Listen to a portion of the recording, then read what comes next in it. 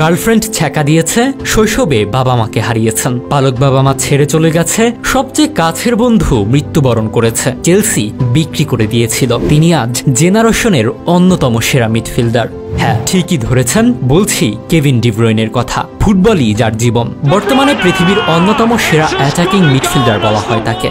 ছোটবেলা থেকে খুব শান্ত আর ধীরস্থির প্রকৃতির ছিলেন কেডিবি। বেশিরভাগ সময়ই চুপচাপ থাকতেন, এজন্য তার কাছের বন্ধুও খুব কম। কথা বলতেন শুধু মাঠে ফুটবল দিয়ে। মাঠের বাইরে আবারও হয়ে যেতেন আগের মতো, ইন্ট্রোভার্টদের ক্ষেত্রে যা হয় আর কি।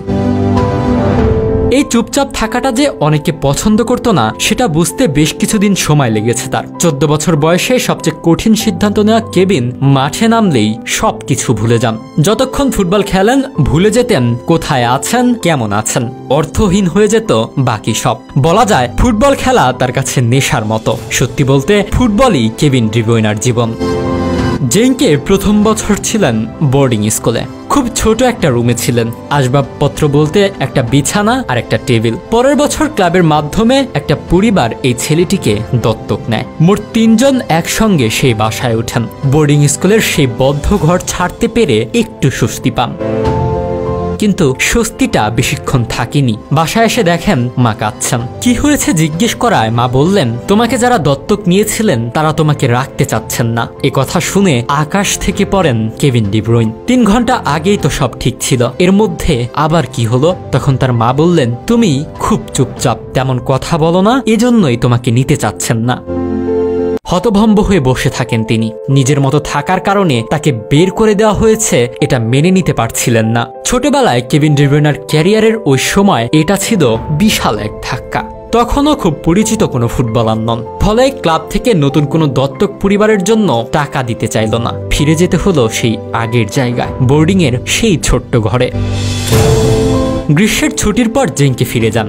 সবেমাত্র ক্লাবের দ্বিতীয় সারির দলে ঢুকেছেন। বিশাল ওই ক্লাবের কাছে তিনি ছিলেন খুবই নগণ্য। মনে মনে প্রতিজ্ঞা করেন, 2 মাসের মধ্যে আমাকে জেঙ্কের মূল দলে ঢুকতে হবে, যেভাবেই হোক। ডি ব্রুইনা বলেন, স্পষ্ট মনে আছে ঠিক কোন সময়টায় বদলে যায় আমার জীবন।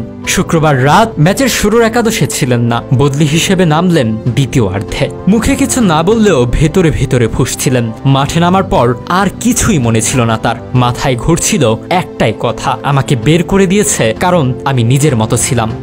প্রথম গোল, ওরা তোমাকে আর রাখতে চায় না। দ্বিতীয় গোল, তুমি অনেক চুপচাপ। তৃতীয় গোল, তোমাকে সামলানো কঠিন। চতুর্থ গোল, তুমি যেমন তেমন ভাবে থাকার জন্যই তোমাকে বের করে দিয়েছে। অতঃপর পঞ্চম গোল। হ্যাঁ, সে রাতে পরপর 5টা গোল করেন ডি ব্রুইনা। ম্যাচের অর্ধেকটা সময় খেলেন। সঙ্গে সঙ্গেই যেন বদলে গেল সবকিছু। 2 মাস ধরে ছিলেন, এরও কম সময়ে সুযোগ পেয়ে যান মূল দলে। বোর্ডিং ছেড়ে ক্লাব থেকে আবারও সুযোগ করে দেওয়া হয় দত্তক পরিবারের সঙ্গে থাকার। শুধুই কি তাই, জীবনে নানান চড়াই উতরাই পেরিয়ে আজ এ অবস্থানে পৌঁছেছেন তিনি। সেসব গল্প নামক বাস্তবতার কথা শুনলে চোখের পানি আটকে রাখা কঠিন হয়ে পড়বে। আমাদের ভিডিওগুলো ঢাকা থেকে দেখছেন মোহাম্মদ রাকিব, নিলয় ইসলাম আকাশ দেখছেন বরিশাল থেকে, মোহাম্মদ শহীদুল ইসলাম দেখছেন ওমান থেকে, ব্রাহ্মণবাড়িয়া থেকে দেখছেন ঈশা খন্দকার এবং ইমরান নাহিদ দেখছেন কেরানীগঞ্জ থেকে। আপনি কোথা থেকে দেখছেন তা জানিয়ে দিন কমেন্ট বক্সে।